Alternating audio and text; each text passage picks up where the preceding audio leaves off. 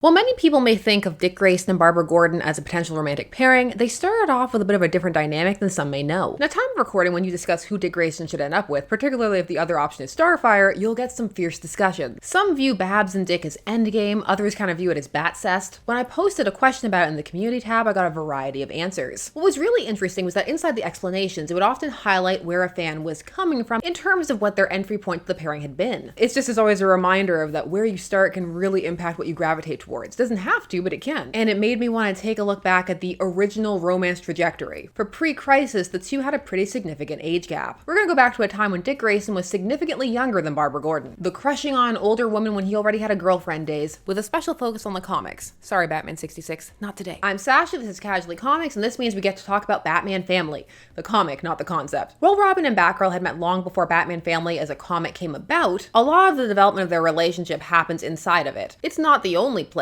but it's the series where they learn each other's identities, and the relationship is confirmed as a crush. And there's a whole build-up to it. It's an ongoing light subplot. Batman Family was an anthology comic series that ran from 1975 to 1978. It was a series that focused on supporting members of the Batman mythos, but predominantly Batgirl and Robin. It would have original stories, but also sometimes you get some reprints. You'd also see side characters like Alfred and Man-Bat. Man-Bat gets to be in the Bat family during this time period. Your Bat-themed, get on in there. This was in general just an era for family anthology books. Superman had one too. His made it longer than Batman Family did. However, what happened to Batman Family is a bit of a unique experience because of the DC implosion. In 1978, following the DC Comics implosion, Detective Comics had been slated for cancellation at issue 480. However, there was pushback to this because technically it was the flagship title. That's the book that the company is named for. So shutting it down is not great optics.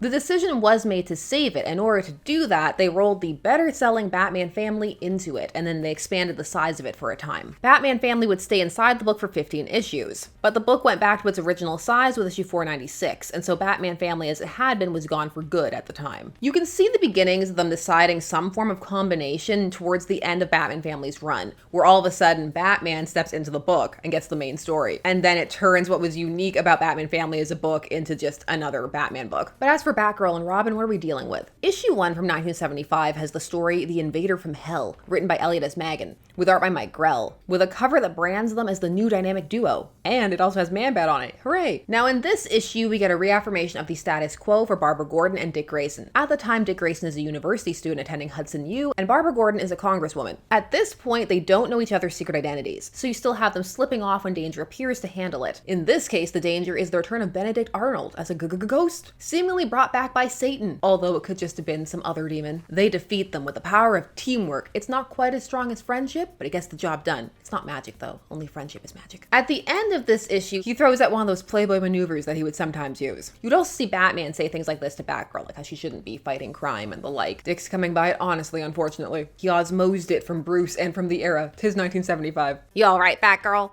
Probably more alright than you are. I'm no hothouse flower. I hope this will help convince you that the sort of nonsense you attract by playing superhero is a bit tougher to handle than you know. Why don't you hang up that costume and do whatever it is you do when you're not wearing it? Oh, brother. That's the Batman's routine. Chauvinism. Batgirl has to deal with a lot of it, though this is nowhere near the level what the Cavalier is going to provide later on. Barbara decides to turn the tables on Robin by kissing him. She'll kiss the sexism right out of him. But I know how to shut Robin up. You're absolutely right, Robin. And you know what I'm gonna do? Yeah, well, that is... Bye. See you around, kid. I think it worked. And people had varied reactions to this. I have letters. There were so many that I started to print little snippets of just that reaction. So let's go through some. Dear editor, I love your Batman Family #1, but don't you think Batgirl was a little powerful on that kiss? No wonder Robin was so stunned. Ooh, Beth is ahead of the game. She didn't give her address. I liked the look on Robin's face after Batgirl laid that giant smackaroo on his kisser. That kiss on page 17 really turned me off. Batgirl is an extremely mature woman and Robin is still a boy. So please eliminate these will Batgirl and Robin have a romance situations. Loved the way Batgirl shut Robin up on page 17. I laughed for almost 5 minutes afterwards. What would Bruce Wayne say if he saw his ward covered with bat lipstick? The love scene on page 17 was disgusting. I loved the ending. Can't get over that smirk on Robin's face as he swung away. The idea of teaming Batgirl and Robin is cruddy. Are you going to knuckle under the woman's lib? They're even taking over the comic books now. I'd rather see Batman Batgirl team ups because Batman would hold a position of male dominance. Robin with Batgirl makes men seem less dominant. That was over on the other side of the page, but I had to read it too. In terms of responding directly to the kiss, we have an editor's response. To the many of you who seem to have misinterpreted the kiss on page 17, we offer the following information. Babs Gordon is at least 25, the minimum age requirement for election to Congress. Dick Grayson is still the teen wonder. There are no plans to develop a romance between the two. The kiss, as correctly viewed by most of our readers, was Babs' way of putting Robin down for trying to come on like a father figure and/or male chauvinist. You say that now, but we're gonna talk about the romance later on because you don't fully drop it. Now, issue 2 is a throwback that features a reprint that the comic dubs as their first team-up. Batgirl breaks up the dynamic duo, which was originally from Detective Comics 369 from 1967, in a Gardner-Fox story with art by Carmine Infantino and inks by Sid Green. This is a good one to look back at because in this story there isn't a romantic element at all, and it also establishes that Robin is in high school, and it reaffirms that Barbara has a PhD and is a librarian, which we learn about her when she's first introduced. This is a fun story. It's about Batman having swamp fever and not knowing it, and the two having to keep an eye on him until he collapses. Also, Robin gets to ride in Batgirl's sidecar, and that's just an amusing image. The idea of Robin having a crush on Batgirl is floated jokingly, because it's why Batman assumes he wants to team up with her, because why else would he not want to stick with their partnership? Now, as for their present dynamic, in issue 3 of Batman Family, they drop the secret identity thing by the end. They found out and they admit it to each other, or rather, they call each other out on it, because Robin's trying to get one over on her by saying that he knows who she is, so she just throws it right back. Major Montana's gift will bring joy to generations to come. We can both be proud to know him. We certainly can, Congresswoman. Congresswoman? What makes you think you can call me Babs, if I can call you Dick. And without explaining how either learned the other's identity, the youthful pair parts company, their paths destined to cross again another day. This is admittedly cute, but it does also have an older sister, younger brother kind of energy to it. This story was The Isle of a Thousand Thrills, which is written by Megan and has lovely Jose Garcia Lopez art alongside Vince Coletta inks. I think they look fine on these pencils. However, Coletta has a reputation for being quite fast and sometimes that speed coming at the expense of the line work. So mileage definitely varies depending upon who is being inked. So make of that what you will. This story is about all of these random occurrences on the island of Princeton, dinosaurs appearing, the Spanish Inquisition, and yes, there is a nobody expects the Spanish Inquisition joke. They will refer back to this island, and a couple of other stories will recur in terms of characters or theme. Batman Family has very good continuity, which is not surprising when you see that one of the editors is E. Nelson Bridwell. Just in general, Batman Family is a really fun book. I can see why it sold so well. The two don't team up in issue 4, but instead have separate adventures, and in Robin's Very White Christmas, we see his girlfriend, Lori Elton. We've discussed on this channel, or rather the end of their relationship, because that comes after she leaves him, after he leaves her in a room, after there's a sniper that kills one of their classmates and she can't take it anymore, and then she ends up dating another guy who turns out to be the Raven. Not that she knows that at the time, and Robin has no chill about it. But if you go through Batman Family, you'll see that there was buildup. He does not treat her very well. If there had been an opportunity to cheat on her with Batgirl, he would have taken it. Issue 5 features Clark Kent during his television broadcaster era, and also the two of them bantering and getting along really well, leaning into the new dynamic duo kind of element. Issue 6, they don't team up, but the Joker's daughter debuts as a character, and she'll have a whole little arc that leads to her joining the Titans over the course of this series. But as for the next steps in this kind of romance journey that they've been flirting with, we have to go to issue 7. When Dick tells Bruce that he totally does not have a crush on Barbara Gordon. Stop it. And he specifically cites because she's too old for him. That's why I'm here, Bruce, and I think I can find her on my own. I know more about her than you do. We've worked together a lot. We're like a team. Batgirl and Robin. Huh?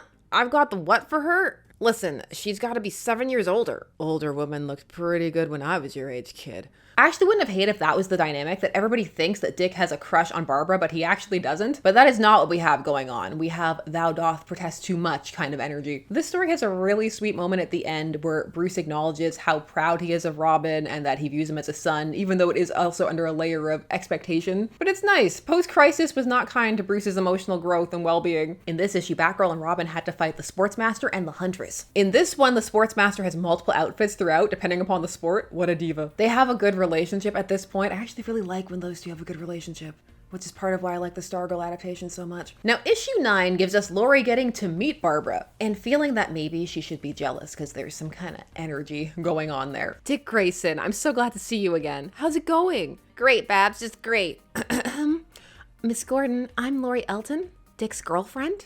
Oh, call me Babs, Lori. Any friend of Dick's is a friend. Barbara is there because she's meant to be getting a plaque from Hudson University, but it's been stolen. However, this issue is much more about Duella Dent, aka Joker's daughter, showing up and pretending to be pretty much every villain's daughter, and by the end you get to learn a lot more about her. It's in issue 10, which is one of my favorites, and we've talked about it independently, where Batwoman, the OG one, Kathy Kane, and Batgirl meet. But this is the one where we see Barbara acknowledging Dick's crush on her and contemplating it, and kind of liking it in terms of the attention that he pays her. I was getting used to having Dick around on these jaunts. I sort of miss him. He's really kind of cute with his crush on me, and what am I thinking? I'm 25 years old and he's still a teenager. Besides, I'm positive somebody will turn up to keep me busy. Send in a love interest for Barbara Stat. She's thirsty. It's a fleeting thought, but it introduces a not entirely one-way possibility that some people probably remembered. It's a door that's kept closed by the age gap and the fact that at this time, everybody who ended up writing it was being responsible. We're not going to end up with any kind of Aristia shenanigans because the writer changed. However, with all that said, issue 11 decides to play with it a little bit. It has a whole plot that deals with it, sort of. In the story, Till Death Do Us Part, written by Bob Rozakis, with art by Kurt Swan, inks Vince Scaletta, and it has one of my favorite covers with Robin and Batgirl having a coerced wedding, largely because of their wedding costumes. They went out of their way to design actual costumes for them, instead of them just wearing their superhero suits. Usually in these faux wedding scenes, or even actual wedding scenes, they're just in their regular uniforms. So this was très chic. In this one, Batgirl and Robin are facing assassination attempts. This by the villain organization Maze. And they culminate in the assassin groups being summoned to a wedding, where it appears a tranced out Batgirl and Robin are about to get married, and then they're gonna murder them after it. But it's a fake out. Heads up, hubby. Here comes your blushing bride. Allow me to carry you across the threshold. Once I make it to the door, I'll clear this trash out of your way. It turns out that this was all their plans. They could hit and capture pretty much all of Maze. However, this was a thing they concocted themselves. Was wedding ceremony the only reason they could think of that the two of them would end up in the same place? Maybe they didn't have time to let the plan fully cook. Or knowing that Robin has a crush on her, maybe this is the plan he pushed for. How they made this work was that they put the hit out on themselves and then organized it so the whole ending would happen. You know, Robin, you're quite attractive as an older man. Really? Maybe I'll keep this disguise on for a while. Stop. Now I'm imagining that Robin just has a bunch of old man face masks lying around for various cosplays. The ladies love when I look like Commissioner Gordon.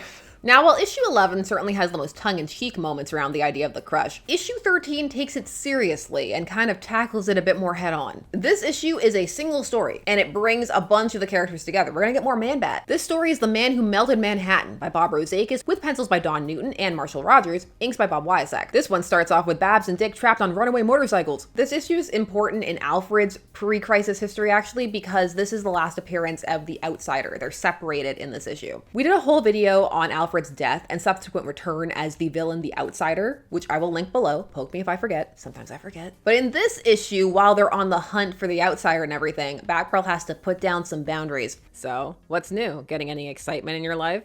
Don't you ever get serious? I could get serious. With you. Oh, knock off the matcha routine, Robin. Just remember, this is a business relationship. Oh, sure. I know that. Just making a joke, you know? However, later on, we get a full-blown confession from Dick. Since we've got some time, maybe we can talk about us. Babs, I guess I do come on strong sometimes, and I really don't have any right to. At Hudson U, Robin's a big celebrity. I can get any girl I want. But you're the girl I can never get.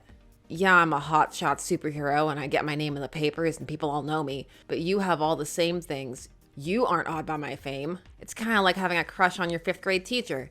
Everything she says or does, you interpret as a sign that she's madly in love with you, but that's not the case at all. It's always a one-sided thing, but I'm a big boy now, and I have to say something you might not want to hear. I love you, Babs, as a friend, as a partner, even as a big sister. And I'd like to believe I could love you as a... Babs? Batgirl? Aw, shoot, she's asleep. Don't add I love you like a big sister to your grand romantic love confession. It doesn't give you can view me as an adult or not a family member energy. Also, maybe don't add the whole like a 5th grade teacher. You're making it more wrong, Robin. To me, the most interesting thing about this speech is how Robin is depicted in terms of his relationship to his fame, as he puts it. It plays around a little bit conceptually with the idea of what being raised by Bruce Wayne and also growing up being Robin would do to one's self-perception in terms of the fame kind of coming from two friends fronts for so long. There would be all kinds of expectations and praise heaped upon Dick from both sides. And that had to color how he viewed himself and expectations as to how people would treat him. And it's just kind of interesting to see that explored a little bit. It's not something that's overly delved into. Lots of times, lots of stories play it like there would just be an outright rejection of all of Bruce's kind of playboy lifestyle, even if it is a veneer and that none of it would rub off. So it's kind of interesting to see the idea that that might not be the case played with. So this also places Dick on an interesting kind of cusp of maturity, where he's kind of mature enough to realize that it's not the best idea, but at the same time still wants it for kind of seemingly a bit selfish and childish reasons. You're the one that I couldn't have. He likes the idea of Batgirl, and while he likes her as a person and friend, there's this idealized relationship hope stemming from a more conceptual place than a realistic one. Even if he is trying to bridge that gap by pushing a little. But of course, then we fall back into the tropey territory of she's asleep. She doesn't hear the confession. Or, you know, if she did, she can just pretend to be asleep and just ignore it. There were, of course, as you can imagine, reactions to this as well. I'm just going to highlight a little bit of some of them. Skipping to page 18, another bad point is apparent. Robin's feelings for Batgirl is a bad idea. Robin is about 6 years younger than Batgirl. Dick is a college student and Babs is a congresswoman. A romance developed between them could only be absurd and would ruin my enjoyment of the series. Even if Bob leaves this as it now stands, it'll still be a mistake. Robin is mature enough to realize it wouldn't work. Ooh, clap back. You're in the minority with your opinion about the Batgirl/Robin relationship, David. Is he though? Is he? You'll tell me in the comments. On the positive side, last but certainly not least, Bob's usual expert handling of the Batgirl/Robin relationship. This time he expanded on Robin's feelings for Batgirl in a very believable manner. This is turning into a very interesting situation. We have Dick and Laurie on one hand, and Dick/Robin's confused feelings about his crime-busting partner on the other. And Babs won't even listen to him, though I'm not so sure she was asleep on page 18.